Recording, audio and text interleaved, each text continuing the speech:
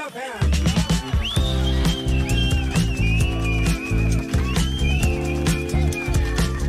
Same, pero iba dito sa 106.7 Energy FM Pangga. Huwag mo sabihing radyo, sabihin mo oras sa buong Kabuluan. Pangga, check your time. It's now 7:29 on the clock. Good morning, good morning, good morning. Luzon, Visayas at Mindanao, Metro and Mega Manila. At syempre, good morning din sa napakaganda, napaka-sexy DJ Lindsay. Good morning! Good morning! Sa napaka-pogi, napaka-guwapo, napaka-bait, Macho. Guwapo. Macho. Mabait. Sabi mo macho. Maputi. Macho. Cute. Macho. Cute. Macho sabi. Ano ba? Good morning, baby Toby. Kamusta naman ang iyong gabi at umaga so far? Ang gabi ko ay puyat-puyat na naman. Ang ating I see. umaga ay masaya naman. Masaya umaga. naman. Oo. Ako puyat ako. Bakit ka puyat? Hindi dahil sa babae, ha? Bakit? Ha? Bakit ka puyat? Kasi pumunta kami ng Pasay ni The Bush. Tapos ayun. Ay, na-chika nga sa akin ni The Bush. Pumunta kami doon. Oo. Tapos tinignan namin yung billboard natin sa EDSA, by the way. Alam mo, hindi mo nga ako sinesenda ng malinaw na kuha eh. Ang layo ko eh.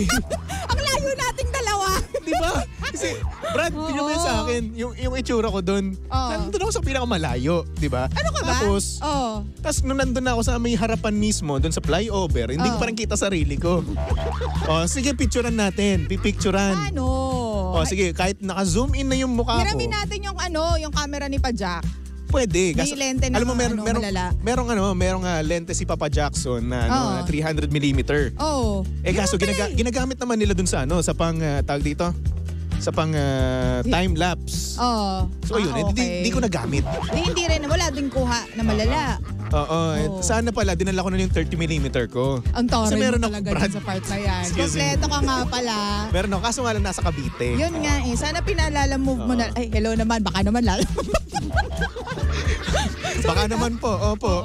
Gumagamit din po ako nun, ha? Ako din eh.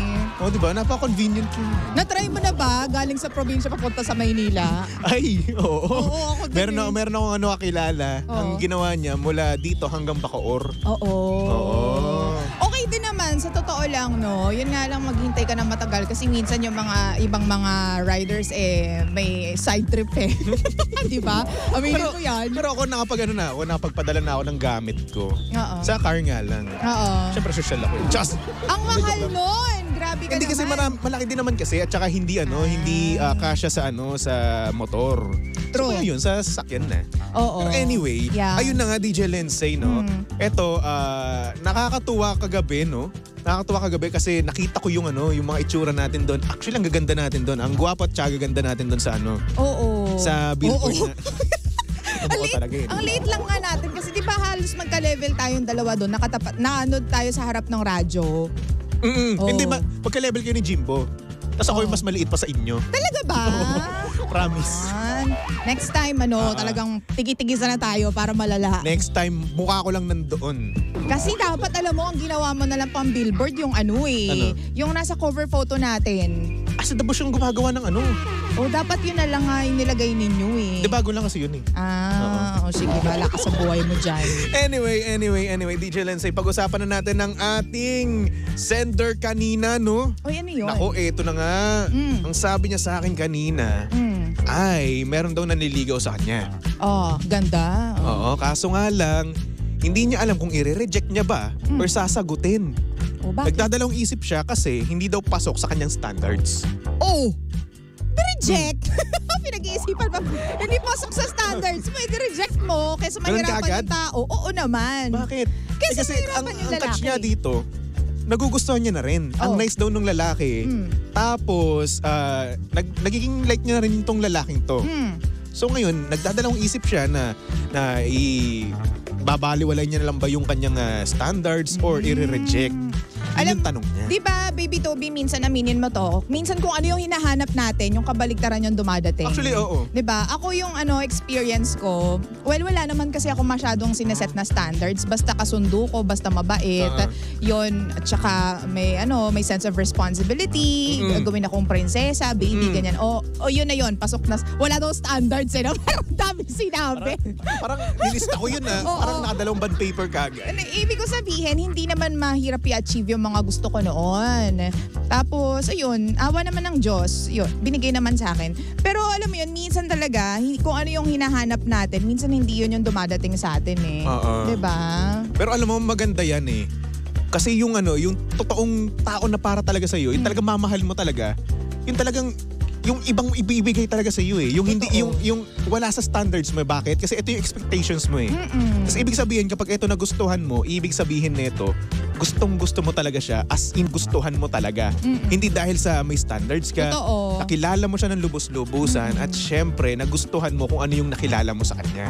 Oo. Yun yung para sa akin yun yung true love. Oo. Yun yung mahal mo talaga. Yun yung masabi mo na mahal mo talaga yung isang tao na yun. At yung tipong kayang-kaya mong baliwalain yung standards mo, kahit na sabihin natin hindi pasok at kahit na may dumating na tao na pasok sa standards mo, babaliwalain mo lang siya at pipiliin mo pa rin yung pinili mong tao kahit wala sa standards mo.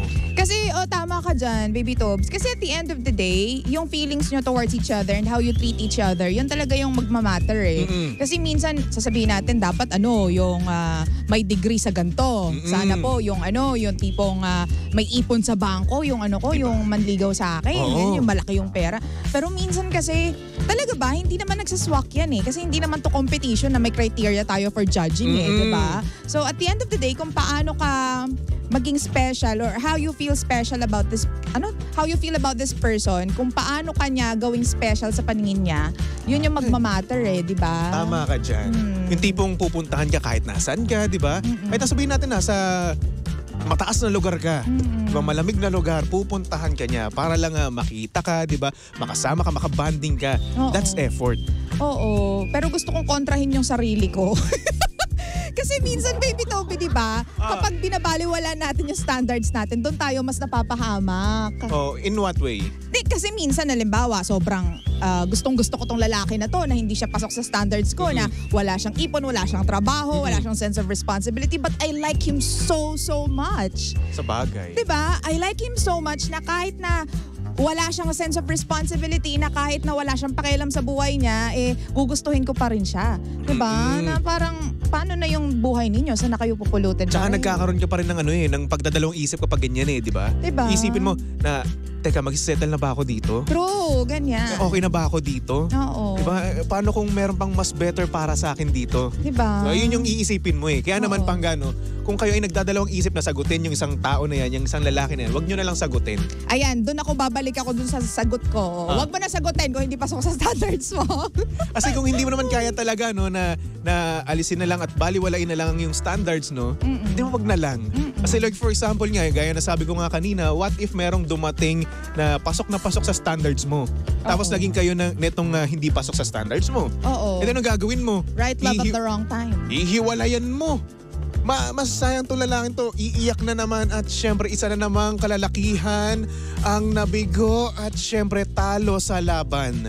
Diba? Ang nakakalungkot lang naman na gano'n. Na gano'n yung nakakalungkot lang na isipin na yung tao na yun na nagmamahal sa'yo ng lubos-lubusan at dahil lang hindi pasok sa standards mo, masasaktan, di ba? Kaya kung ako sa'yo, wag na lang kasi kapasosan na rin yun para sa lalaki eh.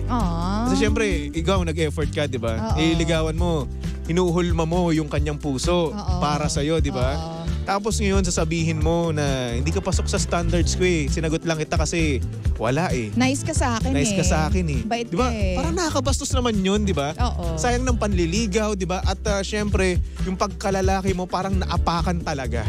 At saka Baby Toby, sa mga babae, tama lahat ng sinabi mo, as in, yung sa feeling ng men, sorry to hear that, na may mga ganyang pangyayari. Pero sa part naman ng mga babae, kung hindi pasok sa standards natin, wag natin sila sagutin just because they're nice. Why? Yes. Kasi yung standards na hinahanap mo, hahanap-hanapin mo pa rin yan. kumbaga hindi mapipirme yung puso mo at isip mo kapag hindi mo pa nakita tong standards na to. Makakasakit ka lang ng lalaki along the way. Yes, Diba? kaya naman Pangga, please, wag Pag may pagdadalawang isip, wag. At syempre pag-isipan nyo muna mga bagay-bagay kung sasagutin nyo o hindi. Kasi once na sinagot nyo yan, ay nako, promise, ang isipin kagad ng lalaki dyan, ay gustong-gusto ako nito. Oo. Wholeheartedly, 100%. Tsaka you'll never be enough for her kapag hindi mo na-meet yung standards niya. Yes. Kahit anong gawin mo kasi iba yung standards na, iba yung ways mo. Diba? So hindi mo pwedeng ipilit na ay kailangan meron akong 1 milyon sa bangko kasi ito yung standard niya. So paano mo gagawin yun kung, diba, kung wala ka namang means of getting to 1 million or getting 1 million, diba? Magiging toxic lang ang inyong relasyon. Mag-aaway kayo palagi. Tapos madami kayong hindi pagkakasunduan hanggang sa wala na, pare-parehas na kayo nasasaktan. Hindi kayo magiging totoo. Ikaw ba anong standards mo sa babae? Ako naman wala eh. Wala ka rin standards. Wala. Kasi ako kung nag-enjoy ako sa'yo, okay. Kung nagkiklik tayo, okay sa akin yun. Oh. At syempre, at the same time, gusto mo rin naman ako. Yun yung para sa akin. Hindi, yung alimbawa, itsura, ganyan. Wala naman. Background, wala ka namang ganyan. Kasi syempre, Diyos ko, choosy pa ba ako? Diyos ko naman. Kasi sometimes you have to have yung kumbaga leverage eh. Wala naman sa akin. Basta sa akin lang. Siguro kung magkakaroon man ako ng standards, babait at magkakasundo kami, at saka makakasundo niya yung pamilya ko. Yun lang siguro. Tatlo lang na yun. Ang taray. Kasi wala naman, hindi naman talaga ako mapili talaga eh. Oo. So yun, di ba? So kung para sa akin, no, Pangga, once again, no, kung hindi siya pasok sa standards mo, kung naisipan mo sagutin siya, wag na lang. Don't do that, Joey. Don't do Maawa that, ka. Joey. Ba't Joey? Wala lang, naisip ko lang si Joey. Si Joey? Basta kanta yun eh. Don't do that, Joey. Ilang taon yan? Hindi! Ay, ang kapal ng mukha mo. Ayan. Basta wag mong sagutin kung hindi pasok sa standards mo para hindi mo niloloko yung sarili mo, ate girl. At syempre, para hindi na rin naman masaktan ang isang lalaki na naman. Okay? Truly. Anyway, Pangga, susunod na ang napakaganda, napaka-sexy DJ Lensay para sa programang Lihim ng Liham. And of course, nakasama mo at nakalandian ng hot baby boy ng radyo. Walang iba kundi si Baby Toby. At syempre si Baby Toby ay pwede mong stock sa lahat ng kanyang social media accounts. Hanapin nyo lang Baby Toby 1067. Alright? Anyway, for the meantime, magbalik tugtugan muna tayo. Here's a song from Dilaw titled Uhaw. Only here at your number 106.7 Energy FM Pangga. Huwag mo sabihing radyo, sabihin mo Energy! Humigop din, no?